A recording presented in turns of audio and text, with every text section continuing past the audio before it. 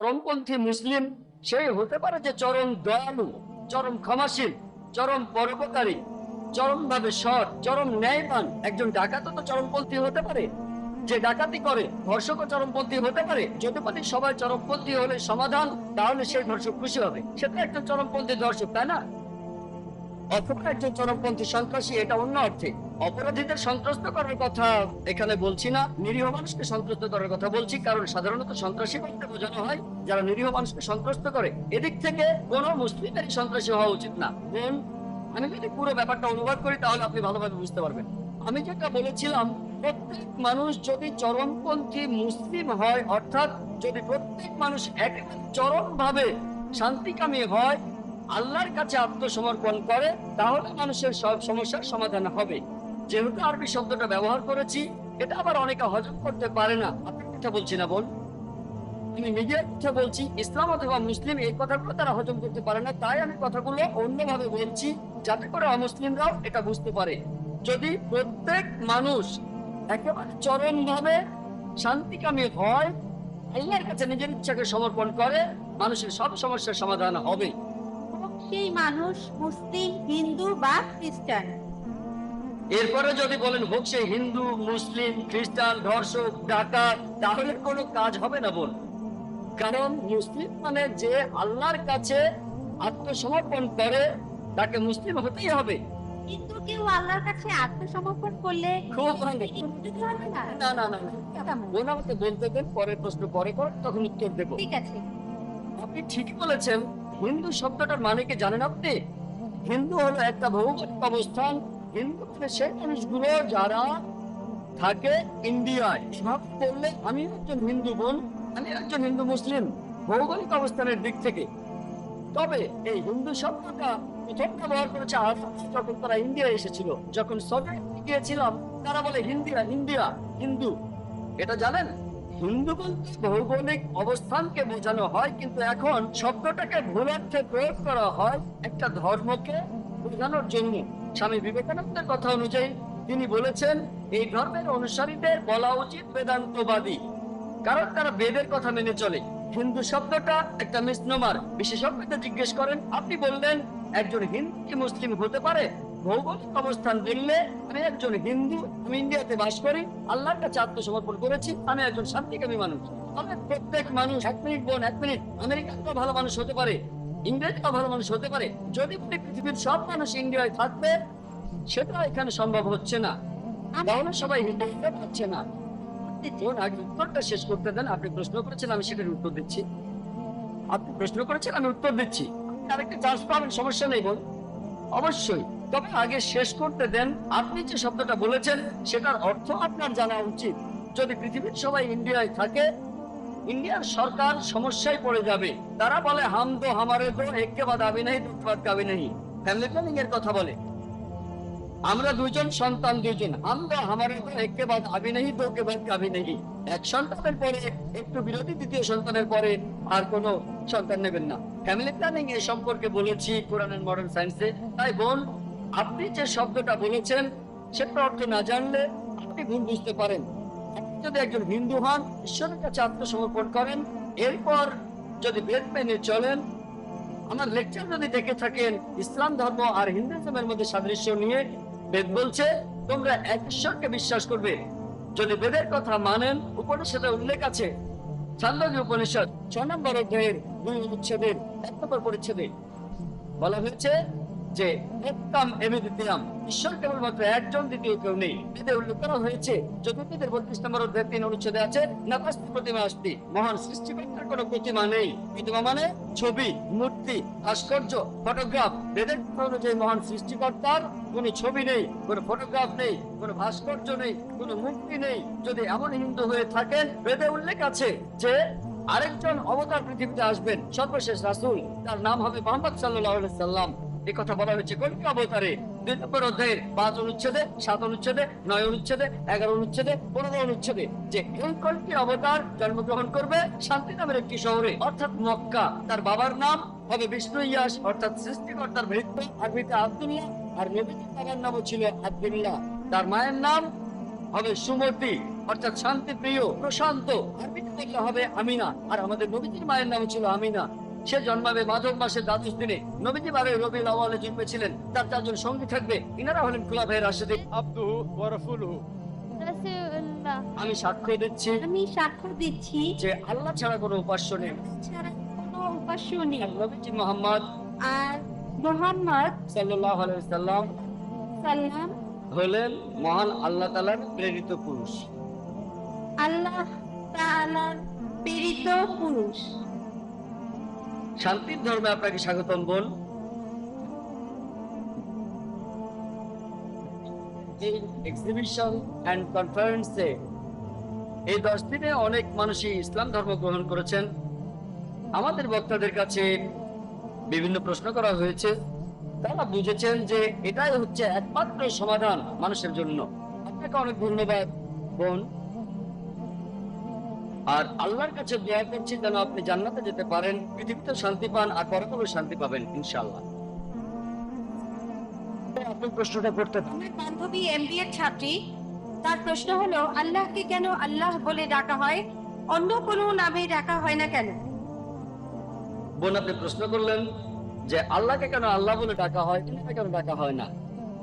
এর উত্তর হচ্ছে পবিত্র কোরআনের সূরা ইসরাঈল 110 নম্বর আয়াতে উল্লেখ করা হয়েছে। পবিত্র কোরআনে বলা হয়েছে, কুলিতুল্লাহ হামিদুর রহমান আয়ামাত আযী ফালাল আসমাউল হুসনা। তোমরা তাকে ডাকো আল্লাহ বলে অথবা রহমান বলে ডাকো। তোমরা তাকে যে নামে ডাকো না কেন, সকল সুন্দর নামগুলি তো তাহারই। মহান সৃষ্টি আল্লাহ সুবহানাহু ওয়া তাআলাকে ডাকতে পারেন যে কোনো নামে, তবে সেটা হতে হবে সঠিক নাম, সেটা হবে বিশুদ্ধ নাম, এমন নাম হবে যেটা তিনি নিজে দিয়েছেন। পবিত্র কোরআন এবং সহিহ হাদিসে আল্লাহর নাম উল্লেখ আছে 99টা। আর রহমান, আর রহিম, আল কারিম, আল হাকিম, পরম দয়ালু, পরম করুণাময়, পরম জ্ঞানী, সব মিলিয়ে 99টা। আর সবার উপরে সেটা আল্লাহ। আর এই কথাটা যে সুন্দর নামগুলো আল্লাহর, এটা সূরা ইসরার 110 নম্বর আয়াতে উল্লেখ আছে। এছাড়াও সূরা তাহার 8 নম্বর আয়াতে উল্লেখ করা হয়েছে, সূরা আরাফের 180 নম্বর আয়াতে আছে, সূরা হাশরের 24 নম্বর আয়াতে আছে। এখানে আল্লাহ বলেছেন যে সুন্দর নামগুলি সেগুলো আল্লাহ, আর সবচেয়ে শ্রেষ্ঠ নাম আল্লাহ। এখন একটা মুসলিমরা আল্লাহ তাআলাকে কেন আরবিতে আল্লাহ বলে ডাকি, কেন ইংরেজিতে গড বলে ডাকি না? আসলে তার কারণটা হচ্ছে অন্য সব নামগুলো আর শব্দ সেগুলোকে আমরা বিকৃত করতে পারি। যখন ইংরেজিতে গড শব্দটা যদি গডের পরে একটা এস লাগায়, এটা হবে গডস, ঈশ্বরের বহুবচন। আল্লাহ কোনো বহুবচন হয় না। কুল হুয়াল্লাহু আহাদ, বলো তিনি আল্লাহ এক, অদ্বিতীয়। যদি গডের পরে TESS যোগ করেন, এটা হবে গডেস, মহিলা ঈশ্বর। ইসলামে পুরুষ আল্লাহ বা মহিলা আল্লাহ বলে কিছু নেই। আল্লাহ সুবহানাহু ওয়া তাআলার কোনো লিঙ্গ নেই। যদি গডের পরে ফাদার যোগ করেন, সেটা হবে গড ফাদার, সে আমার গড ফাদার, সে আমার অভিভাবক। ইসলাম ধর্মে আল্লাহ আব্বা বা আল্লাহ ফাদার বলে কিছু নেই। যদি গডের পরে মাদার যোগ করেন, সেটা হবে গড মাদার। ইসলাম ধর্মে আল্লাহ মাদার বা আল্লাহ আম্মি বলে কিছু নেই। যদি গডের আগে 3 শব্দটা জুড়ে দেন, সেটা হবে 3 গড, অর্থাৎ নকল ঈশ্বর। 3 আল্লাহ বলে কিছু নেই ইসলামে। আর এই জন্যই আমরা মুসলিমরা আল্লাহ তাআলাকে ডাকি একই শব্দ আল্লাহ বলেই। আর এই কারণে এই আল্লাহ শব্দ বেশিরভাগ প্রধান ধর্মগ্রন্থগুলোতেই দেখতে পাবেন। যদি শিখ ধর্মগ্রন্থ পড়েন, সেখানে মহান সৃষ্টিকর্তার একটা বৈশিষ্ট্য বলা হয়েছে আল্লাহ। যদি খ্রিস্টানদের বাইবেল পড়েন, গসপেল অফ মার্ক 15 অধ্যায় 34 অনুচ্ছেদে আছে, গসপেল অফ ম্যাথিউ 27 অধ্যায় 46 অনুচ্ছেদে আছে, বলা আছে যে যীশু খ্রিস্টকে যখন ক্রুশবিদ্ধ করা হলো, তিনি বলেছিলেন আল্লাহ আল্লাহ লামা সাবাক্তানি, ঈশ্বর ঈশ্বর কেন তুমি আমাকে ত্যাগ করলি। এই আল্লাহ আল্লাহ লামা সাবাক্তানি শুনে কি মনে হয় ঈশ্বর ঈশ্বর কেন তুমি আমাকে ত্যাগ করলে? না। যদি আরবি করেন, এটা হবে আল্লাহ আল্লাহ লামা তারাক্তানি, একই রকম। এই হিব্রু আর আরবি ভাষা দুটো একই রকম।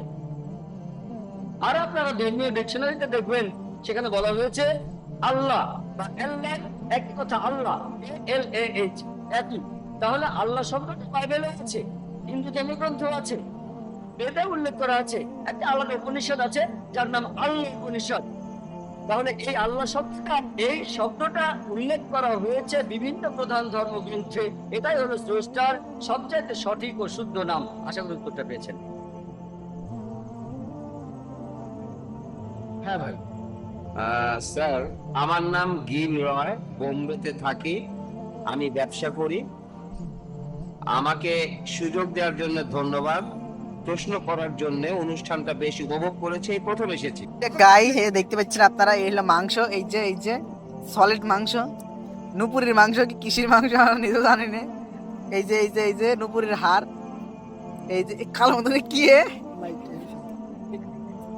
এই যে গাইস, এই যে রসুন পচছে, রসুন কটটি কইলে রসুন পচছে, এবার পচছে হইলো পেঁয়াজ।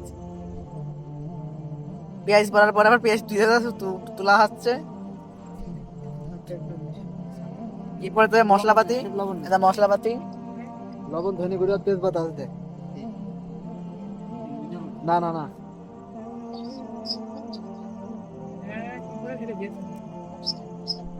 সাদা সাদা লাগবে মাংস এবার।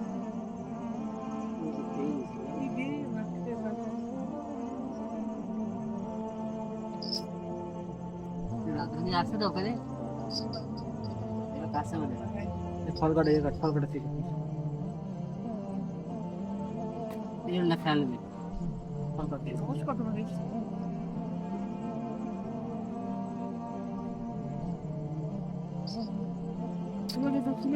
জিরে মিরে ছিল কিনেছিস?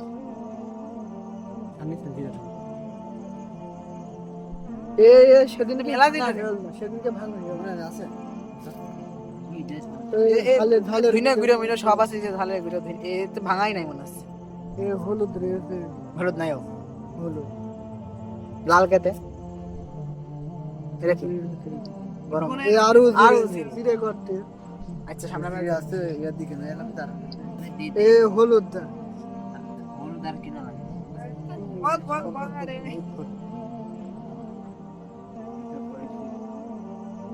সব ভিডিওটা নষ্ট হয়ে যাবে তারা। বাড়ির নিচে অর্ধেক টাকা দিবেন।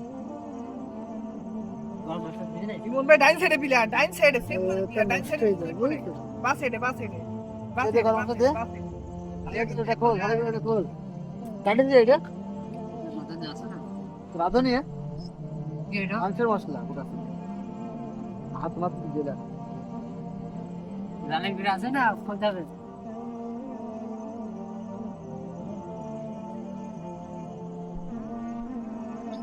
ধনে গুঁড়ো কি আছে?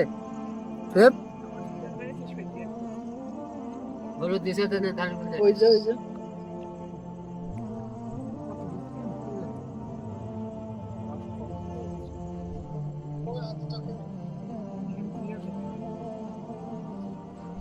কিরে কি দিলে?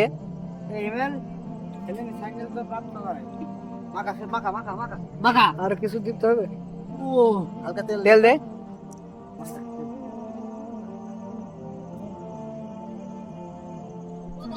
তেল পরে দেবে?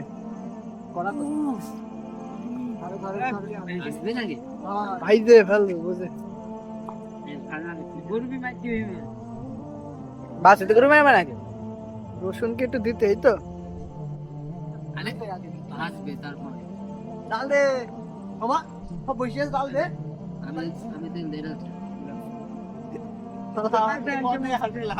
বলতে তেল দেন। এই যে গাইস, এই যে বল রবিনের উদ্দেশ্যে একটা ভাষণ। কি আর বলবো ভাই, আমাকে যে ঠেকাকেন দিল এ বুঝলে কি আর উঠবে? আমাকে এক মাস পিকনিক করার বুঝলে, এক মাস বলছে পিকনিক করবে, এক মাস ধরে অপেক্ষা করে লাস্টে এসে বলছে 1000 টাকা দেবো, তাও তো দিল না শুক্রবারে। ওই উদ্দেশ্যে আমরা পিকনিক করছি, আমরা কিছু করার নেই তাছাড়া। আচ্ছা, ধন্যবাদ একটা মূল্যবান ভাষণ দেওয়ার জন্য। এবার আমাকে ভাষণ দেবে, বল। এই যে আমাকে সেই বিখ্যাত চুদলিং পং ভাষণটা দিয়ে দিয়েছে। এবার আমরা রান্না শুরু করবো। আসেন এদিকে রান্না শুরু করা যাক। যে গাইস ধুমো, আপনাকে ধুমোর মধ্যে দেখাবো, আজকে ভিডিও দেখাবো। এই যে ধুমো,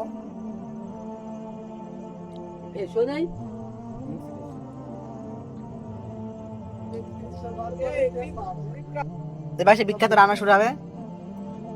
পড়া কি করেছে হিমেল সেদিনকে?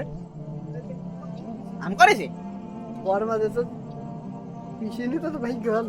আমি করেছি না, দেখা রসুন করেছি। ওইটা উঠে রয়েতা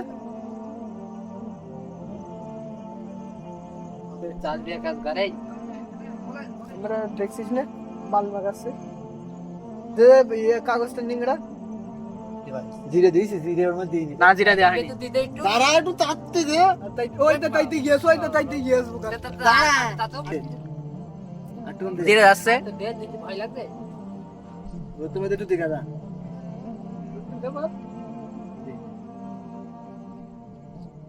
ওরে যা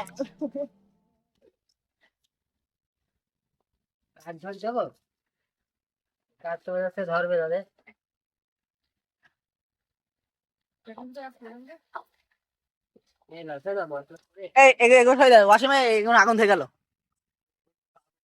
হ্যাঁ আগুন তো ধরবে সব ধরা হিট ছড়ি মনে হয় জানতে না এ ছড়ি থাকে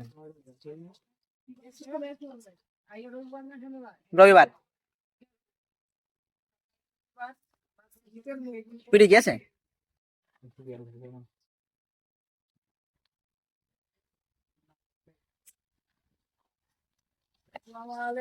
গাইস রান্না চলছে আর এমনি মানে বসে আছে এমনি মানে রান্না চলছে আর এমনি মানে লোক বসে রয়েছে জুম করে দাঁড়া জুম করে দেখায় না না না এই যে গাইস দেখতে পাচ্ছেন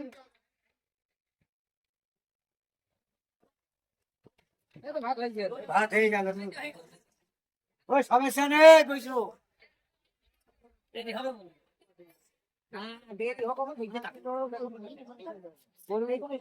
দর্শক এবার কি বলবে বলে বল কাল খাইছি ভাত নেই আর এখন কি দি খাবো ভাত রান্না চলছে তারপর খাওয়া হবে আচ্ছা আর আগে হবে না এই যে আমাদের এখনো রান্না চলছে আপনি কি বলতে চাচ্ছেন আপনার প্লেট দেওয়া হয়নি এখনো আমাদের রান্না শেষ হয়নি কমপ্লিট হয়নি এই জন্য বসে আছি এখন আপনার অনুভূতি কি বসে থাকার আমার অনুভূতি নেই, আমার 3টে টাকার দোকান খুলতে পারলে হেস। তা-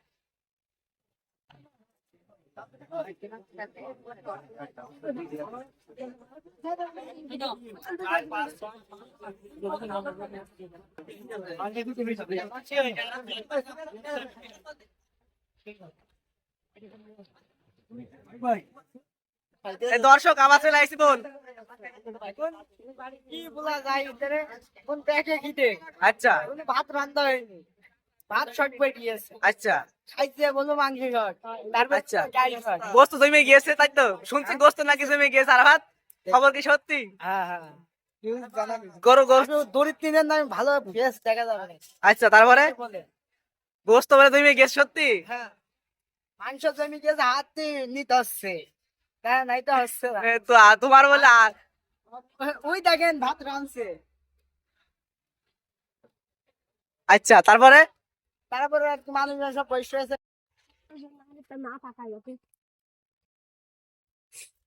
এটা স্টার্টিং কিনতে হবে 700 টাকা দিয়ে কি প্যাকেজ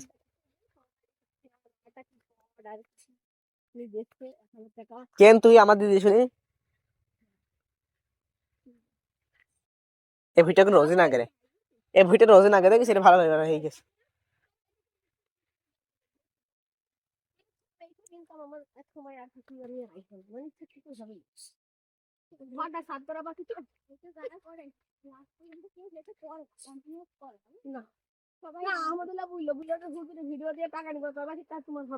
তা হবে নাই তো তো কবে তুই জানি আমরা আমি এটা কি করে জানি যেহেতু আমি অসৎ করে ফাইট করি সেই জন্য আমি কি করে জানি আমার সামনে কোনো ফেসবুক ইনকাম বা ফেসবুক কোনো আসলে আমি সেটা দেখি না কারণ আমি কত ফাইট করছি শুনে দেখেছি কাইন্দু তো বেড়া আছে যে মোটর সাইকেল যাস পারে ওইটা পাখিত খাই বেরলো হেই হেই হেই পাখিতে হেই ভুট্টে লাগে নতুন ভুট্টে লাগে না হ্যাঁ এই ভুই হেই হেই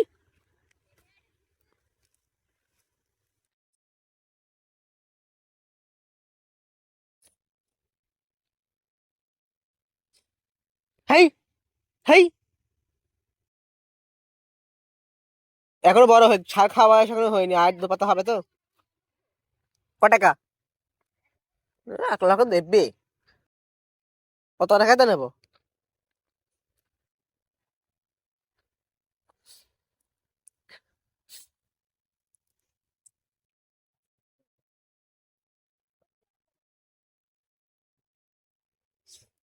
পুকুর বন্দুক থবো নিবি?